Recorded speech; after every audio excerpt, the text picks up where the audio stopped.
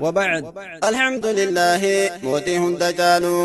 عقلي نغنيته أكدين قلالو نمني عقلي فيا حكوان والو. الحمد لله موتيهم دجالو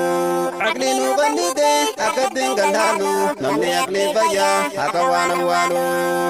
hanga jirru kana waa hedduu dhagarree ummata gurguddaa mootii abbaa irree dhalloo faasilahu namuu ijaan garree hadiin kanaa jecha nu dararaa ture ulamaa taafite taan hidhatti goore nama tokko shaniin walirratti jaare bajataa fi meeshaan ahbaashii gargaare khawaa biyyaa jedhe nu weeraraa ture diin kana qabata booda dhufee siree jedheeti jinkame lubbuu if guraare nin balleessa je'e ka'e garaa mure hoggaa inni quufe miidhan daangaa dabre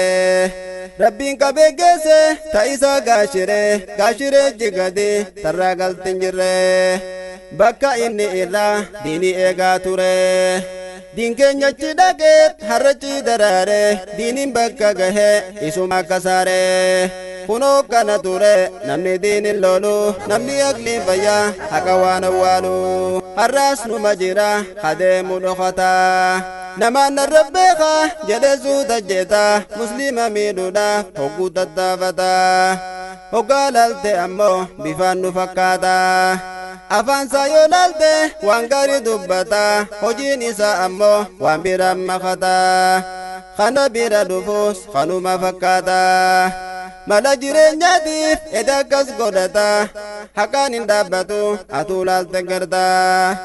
laaltu naamusnisa waan biraaf fakkaata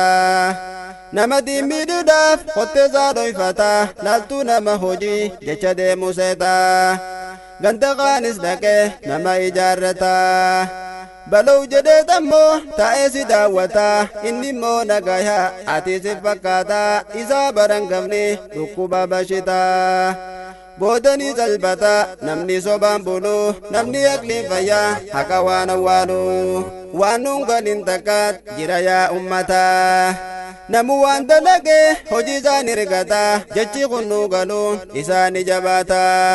fakkeenya si himu ati akkasi beeyta boqqolloo facaaftu boqqolloo muratta maleetaa fi murtu maallaqaan bitatta fakkeenyaaf mee'ati nam tokkoof hinaafta isa kana jeesuuf mala itti dhoyta nama inni beenye isa qopheessita maallaqa kenniteet namtichatti bitta akka inni jeesuuf isatti ergita hoggaa deemtu ammoo nagaya fakkaata ati garaa jala nama kana miita hoggaa dubbattummoo afaan tottolfatta namni waasin argu shira keetti fufta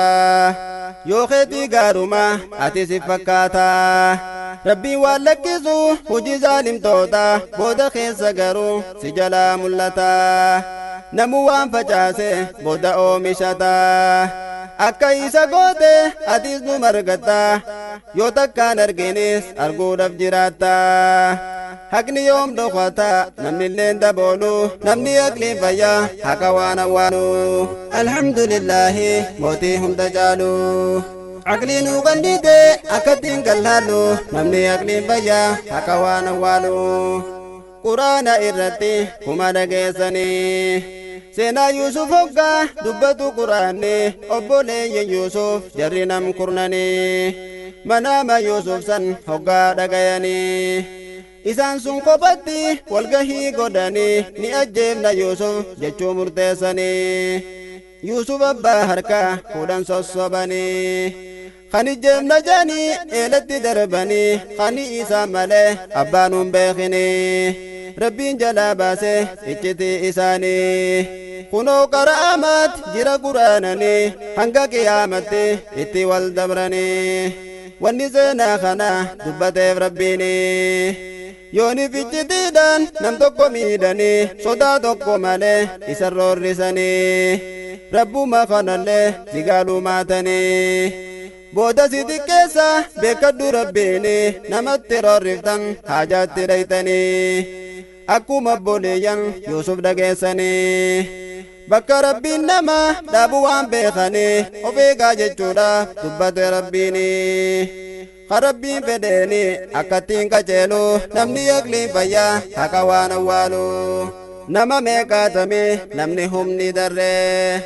خنمني إساتي إسنا قدا توري خنمني تفيدا إسرا هنغوري خنمني كفيدي إسا قدا توري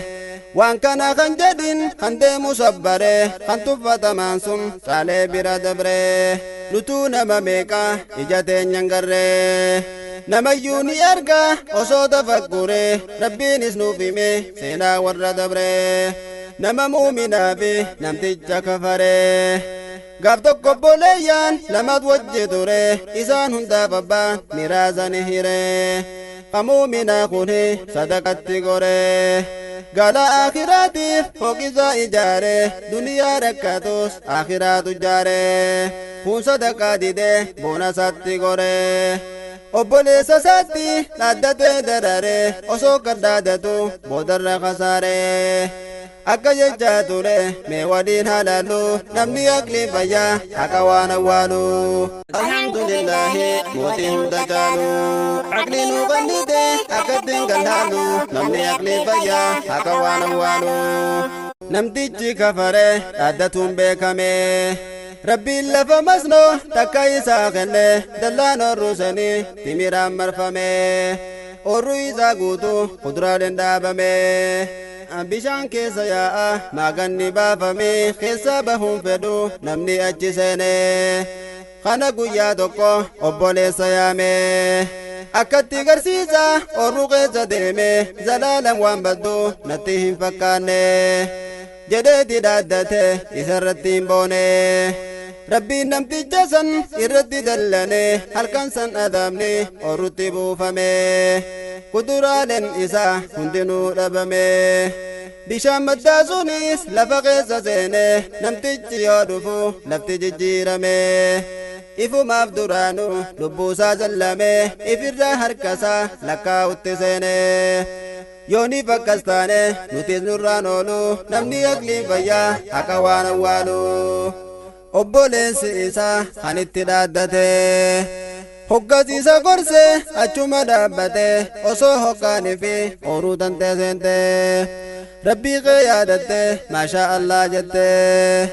wasilaa waa tolte atillee milkooyte jedhee obboleessi isatti dubbate inni akkas jedhus dubbii murteeffamte duraanuu namticha isatti guutamte namticha duraanuu qalbiin qollofamte nuti seenaa kana wanni irraa nuuf galte rabbumaan naaf godhe jechuuf irraa dhiifte kennaa rabbii tanaan yoo nama dhaadatte edaa rabbii wajjin waraana banatte jechuudha barwanni asirraa nuuf galte eega akkana taate akki kun hin malu namni aqlii fayyaa haqa waan awwaalu وبعد الحمد لله موتي هند جالو عقلي نو غنيته أكدين قلالو نمني عقلي فيا حكا وانا والو الحمد لله موتي هند جالو عقلي نو غنيته أكدين قلالو نمني عقلي فيا حكا وانا والو